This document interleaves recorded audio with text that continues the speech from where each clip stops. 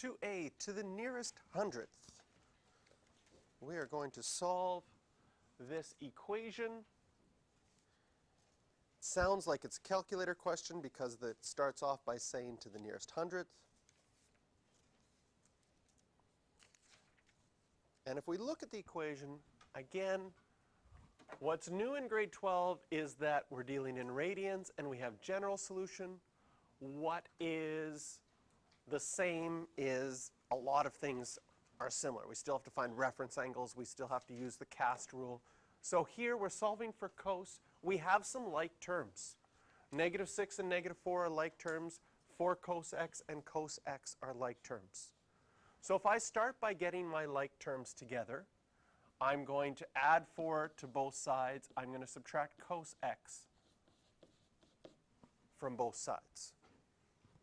See how that works here? If I go plus 4 minus cos x minus cos x. This doesn't look like plus 4. That combines my terms together. And then if I divide both sides by 3, I can get cos x by itself. Step 1, just trying to get your trig function by itself so that you can solve. We look at -2/3. It's not on our pie plate, so we're going to have to use our calculator. Now, we're dealing in radians, so to find my reference angle, since my angle is x, my reference angle would be x with a little r. My reference angle is going to be cos inverse, and we always find a reference angle by doing the inverse of the positive value. Because what we're actually doing is we're saying, hey, cos is negative in quadrants 2 and quadrants 3. And if I label that triangle, I know the adjacent side is 2, my hypotenuse is 3. That's my reference angle there. My adjacent side is 2, my hypotenuse is 3. And since I'm dealing with an actual triangle, my values are positive. So I go to my calculator, I make sure that my calculator is set in radians, and then I go cos inverse of 2 divided by 3, and I get a reference angle of 0.841.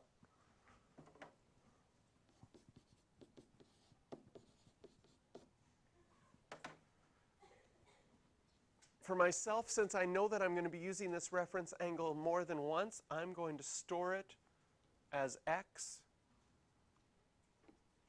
and then say, if I was solving for x, x would equal, well, in quadrant 2, I would do pi minus my reference angle.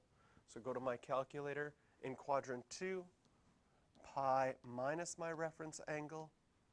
And in quadrant 3, it would be pi plus my reference angle. So storing it as x in my calculator lets me find these values quickly.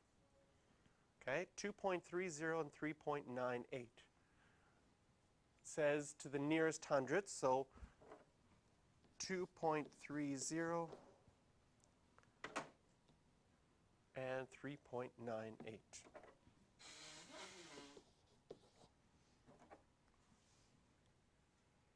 Okay.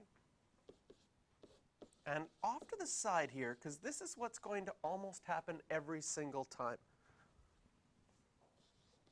These are our solutions between 0 and 2 pi.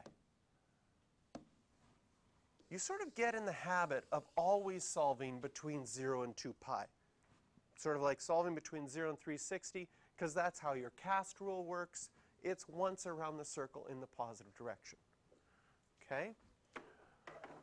And I actually really like always starting by solving between 0 and 2 pi. That's important. But remember, I have always talked about rereading the question and seeing what are all the details. When I reread this question has a domain from negative pi over 2 to 3 pi over 2. So what is that going to be? If I make a little note off to the side, right, it's negative angles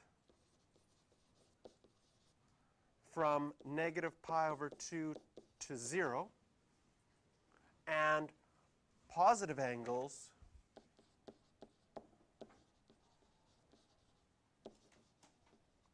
from 0 to 3 pi over 2.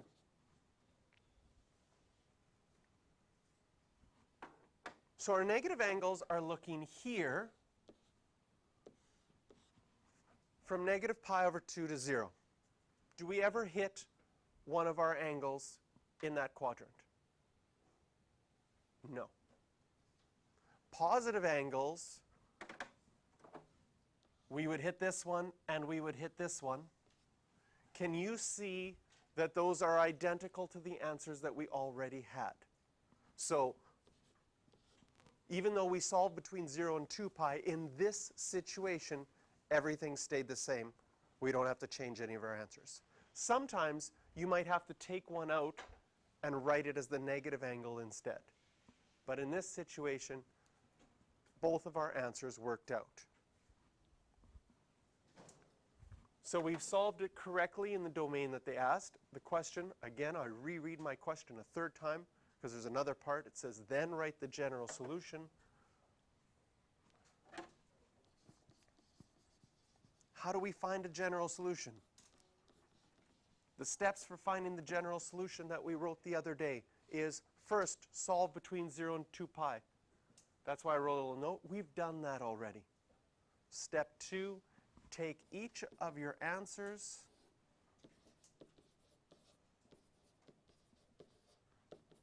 and add 2k pi.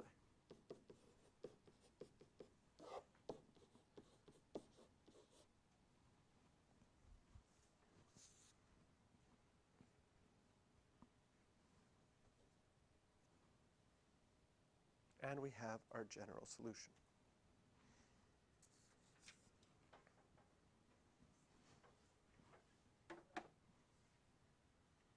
Part B.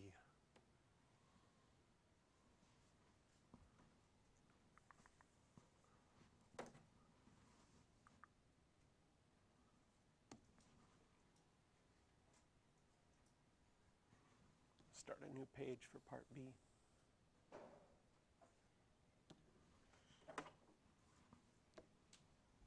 To the nearest degree, so now we're in degrees, solve the equation root 2 cosecant x equals negative 5.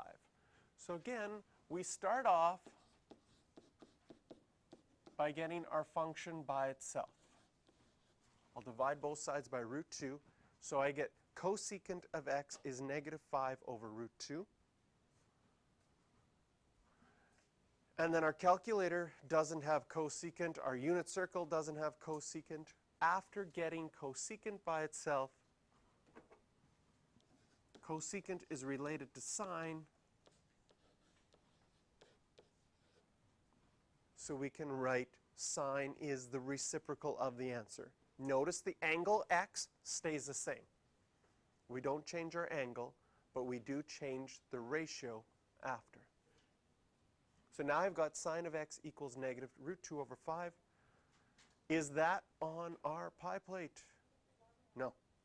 So we need to go to our calculator. Now, one of the things that you have to get good at with your calculator is on the grade 12 exam, you go from one question in radians to another question in degrees.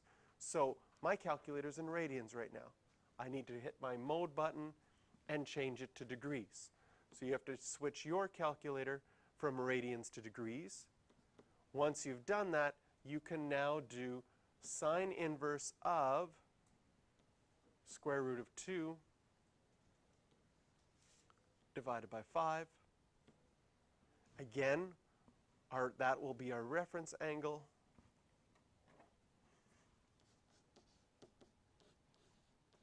Which will be 16 degrees rounded to the nearest degree. And once again, since I'm going to be using that reference angle more than once, I'm going to store it as x. Where is sine negative according to our cast rule? Quadrants 3 and quadrants 4. So when I go to solve for x, I go to my calculator. In quadrant 3, it would be 180 plus my reference angle. In quadrant 4, it would be 360 degrees minus my reference angle. Rounded to the nearest degree, I'm going to get 196 and 344.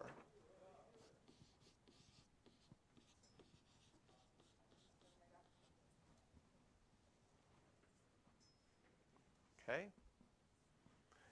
Again, right beside this, I'm going to write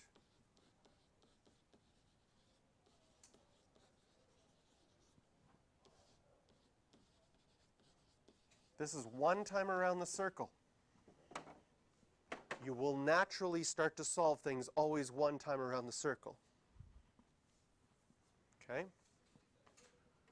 We found an answer in quadrant 3. We found an answer in quadrant 4. Both of these with your reference angles right there. What is our domain? Our domain in this one is from negative 180 to 180. So again, I like to break that up into positive values. Can you see your positive numbers are looking from 0 to 180 degrees? Do we have any positive answers? No, because that would only look in quadrant 1 and quadrant 2. Both of these answers are above 180, so I'm just going to put an X through them right now, because those were solutions between 0 and 360. We want to find out what are these negative angles.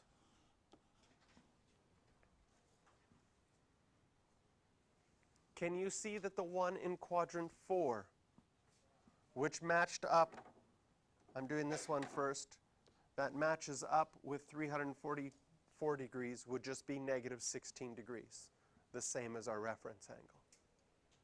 Can you see the one in quadrant 3? Well, if I'm going 180 minus my reference angle, could do that here. I still have that reference angle stored. 164 degrees. That negative 164 degrees is coterminal with 196 degrees. And so those are our two answers in the domain that was given. Does this one say write the general solution as well? Yes. So for our general solution, the general solution says solve first between 0 and 2 pi, or 0 and 360 degrees. We did that. I'm going to take my 196, and I'm going to take my 344. And since we're dealing in degrees,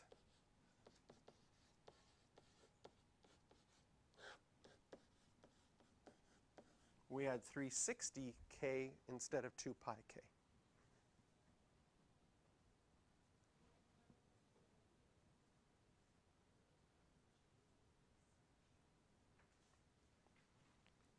Now, when you go to do this in your textbook, and you go to look at the answers at the back of the book, for a question like this one, you might see that their general solution, instead of writing 196,